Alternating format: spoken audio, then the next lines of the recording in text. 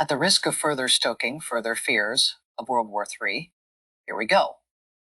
In addition to what is happening between Ukraine and Russia, plus the weeks-long air campaign involving the United States and Iran, a confrontation between the United States and Russia is on the horizon, perhaps in just a couple of days. The battle site. The coast of Cuba, as a Russian oil tanker races toward the island. It was not too long ago that I warned of a potential Cuban tanker crisis in the making, and now, here we are. So, today, let's briefly review the Cuban conundrum before turning to the tanker at the heart of the current case, which will somehow involve Atlantis, the Airbud rule, and my slow descension into madness. Okay, you will recall that this saga began on January 3rd, when the United States initiated the Special Maduro operation, arresting the Venezuelan president. Yes, there was an era when the United States stuck to brief conflict timelines.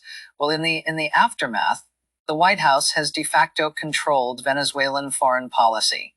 Part of that has meant cutting off the subsidized crude oil that Maduro had previously sent to Cuba, and emboldened by the operation, Trump also declared an oil embargo May quarantine against Cuba, threatening to impose tariffs on any country that tried. Just about everyone has complied, notably including Mexico, which had previously been Cuba's key partner. As it stands now, the oil last shipment to Cuba arrived on January 9th. Cuba needs about 100,000 barrels of oil per day to run properly. The island can only produce 40,000 barrels on its own, leaving a 60,000 barrel gap to fill.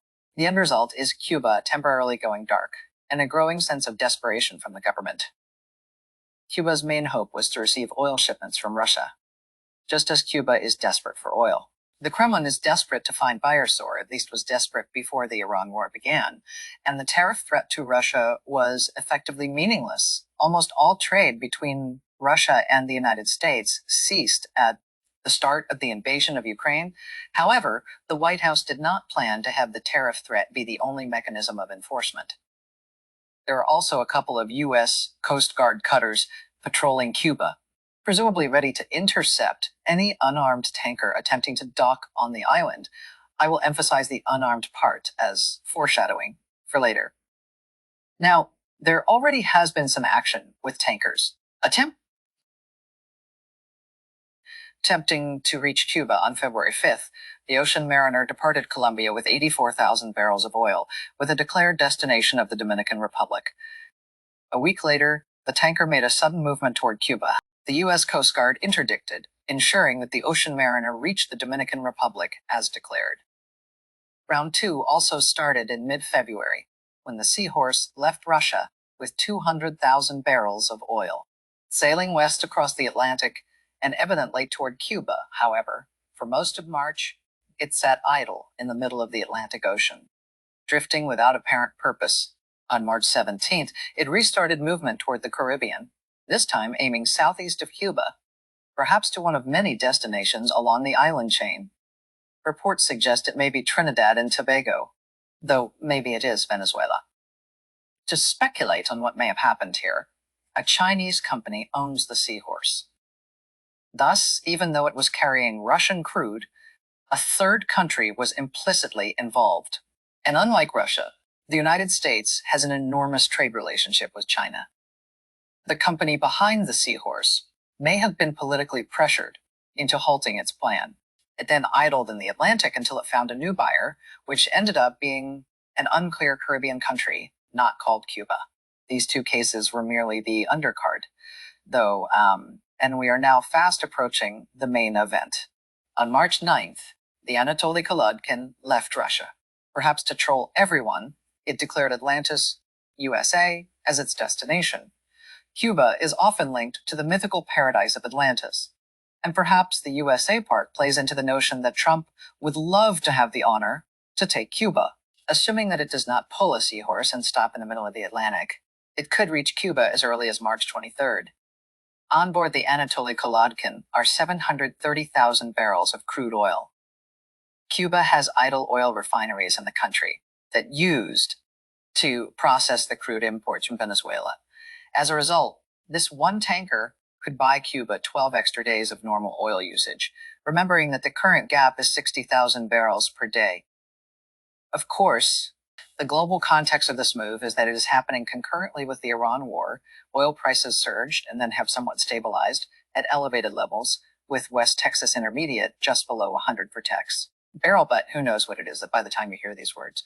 Now, if there is a single economic indicator that determines U.S. public opinion, it is gas prices. Thus, the onus is on the Trump administration to keep them low, not an easy task when the de facto shutdown of the Strait of Hormuz is constraining 20% of global production. And with oil being a globalized commodity, it hardly matters if the United States purchases little oil from the region.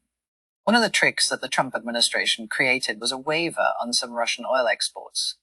This would allow countries to import Russian oil free of sanctions with threats from the United States. That, in turn, would free up some supply, thereby reining in prices at the cost of throwing the Kremlin an economic lifeline, at least an economic lifeline, through a bunch of complicated steps. You see, the waiver only applied to oil already in tankers, which is past the point of sale to Russian oil companies. Thus, the benefit to Russian tax authorities is an increase in future sales price because the next purchaser will expectation that this could happen again, even if the waiver explicitly says otherwise. If the Trump administration did it once, the Trump administration may very well do it again. I'm spending so much time discussing this because the United States also just extended the waiver to Iranian oil, creating bizarre headlines that give the impression that the United States has relaxed sanctions against a country that it is currently at war with. But the problem here is, again, more nuanced than the headlines suggest. Iran will not receive additional money from the sales that the waiver permits. However, it will alter buyers' future expectations and cause perverse effects there, assuming that any oil can get out of Hormuz at all, which is a problem that Russia does not have. Perhaps the thing I hate the most about the current era of political polarization is that it is difficult to have a conversation about the nuance of foreign policy. Sometimes the effect a coercive measure is not as harmless as what an administration might tell you, while also not being as disastrous as the opposition claims. Point is, as I've said before, the waiver on Iranian oil is a parlor trick Band-Aid that will provide only short-term relief to global oil consumers while helping an injured Iranian regime, albeit not helping as much as some of the public discourse suggests. Sigh, with all of that weird stuff happening, you can understand why some weirdness would extend to Cuba. Most of the practical effects of the waiver were intended to open imports to India. Nonetheless, there was some speculation in Russia that the waiver implied that United States would begin permitting oil imports to Cuba after all. The official text did not mention anything about certain countries being exempted from the exemption. It was truly the Airbud rule of oil sanctions in action. Oh, for those of you who did not have the pleasure of growing up in the more pleasant time known as the 90s, Airbud was a movie featuring a dog who played on a middle school basketball team. Oh, how is this possible, you might ask? Well, the rulebook did not explicitly say that dogs cannot play basketball. See, it is a real thing, with a real Wikipedia page. And although this type of loophole sounds like it would be better suited as a plotline for professional wrestling, maybe we ought not forget that the current U.S. president is a WWE Hall of Famer. So Russia tried to make that play. Well, the Trump administration then issued an updated waiver to explicitly deny access to Cuba, including it with the likes of North Korea and Russia, occupied Ukraine. So here we are.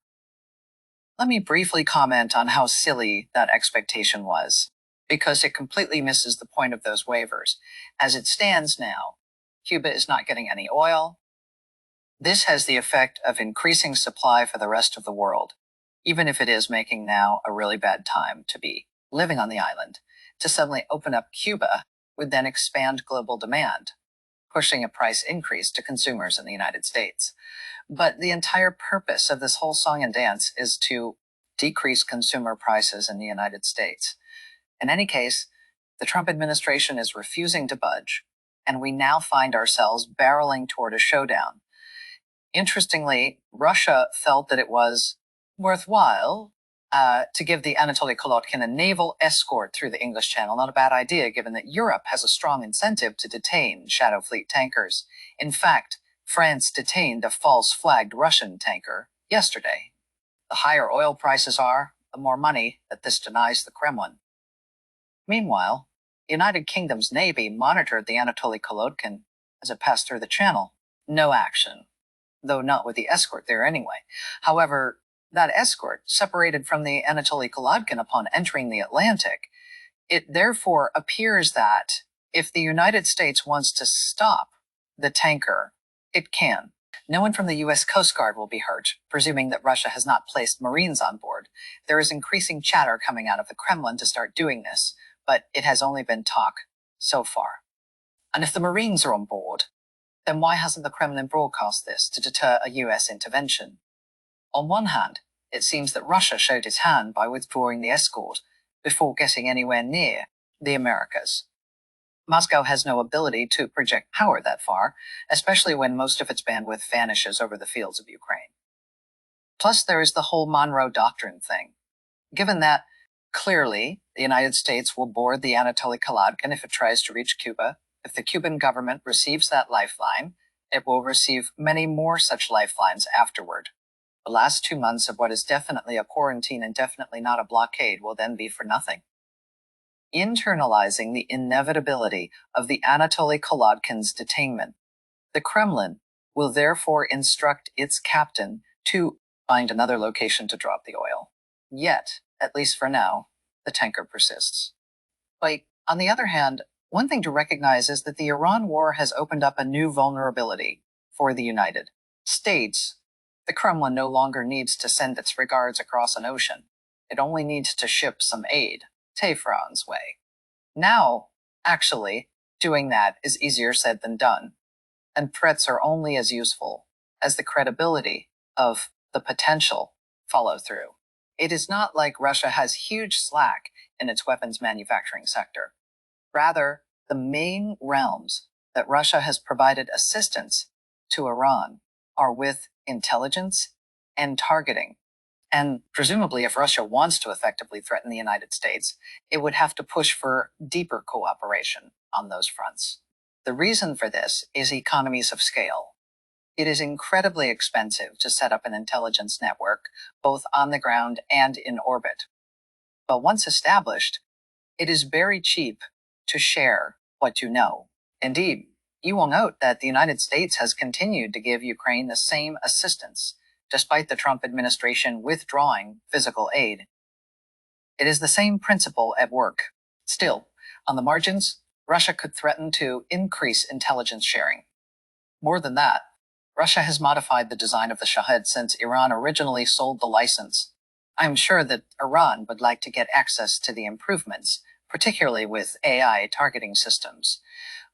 These threats would be a lot easier to follow through on than, say, nuclear annihilation. As a result, this may be a crisis in Cuba, but it does not have the immediate nuclear undertones that the Cuban Missile Crisis had. And I would be very concerned if I were the current leader of Cuba. I'm not personally so concerned that I am currently digging a fallout shelter. Zooming out, if this were a basic bargaining problem, then it would have a basic solution. Russia wants to sell oil to Cuba. The United States does not want Iran to have Russian intelligence, so make the trade, and both are better off. Their coalition partners might be worse off, but the United States and Russia are better off. Well, bargaining here is not so simple. When we discuss the efficiency of negotiated settlements, I often take for granted the verifiability of the deal. That is a low bar. When the main good in dispute is territory, you can physically observe whether Russia has crossed the literal line or not. For example, unfortunately, we cannot say the same about intelligence assistance. It is all hearsay, including the current accusations, hearsay, that I believe, but hearsay nonetheless. And whenever the Kremlin violates the agreement, there will be a delay between the violation and the U.S. intel community's recognition of it. Now, it is possible to contract around this observability problem, but it would require having a patient Kremlin with a lot to lose. That would mean the Kremlin faces a substantial punishment for cheating and cares about the long-term consequences. I do not know about you, but the Kremlin from the last few years that I am familiar with is impatient and has almost nothing to lose. That is why we have been here before, only to also go nowhere. The Kremlin has floated a similar swap, promising to drop assistance to Iran in exchange for the United States dropping assistance to Ukraine. Same observability problem, same lack of a credible bargain. So, to wrap up here, I do not know how this showdown will end. If I knew for sure, then both parties would also know for sure. And we would not be in a position where one side is trying to deny access to Cuba while the other side has progressed 3/4 of the way to calling a bluff.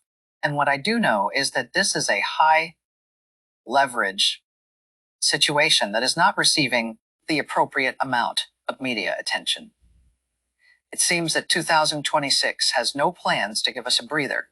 So take a look at one of these many other fun videos while I give myself 24 hours to recover. And if you enjoyed today's video, then please like, share, and subscribe. And I will see you next time. Take care.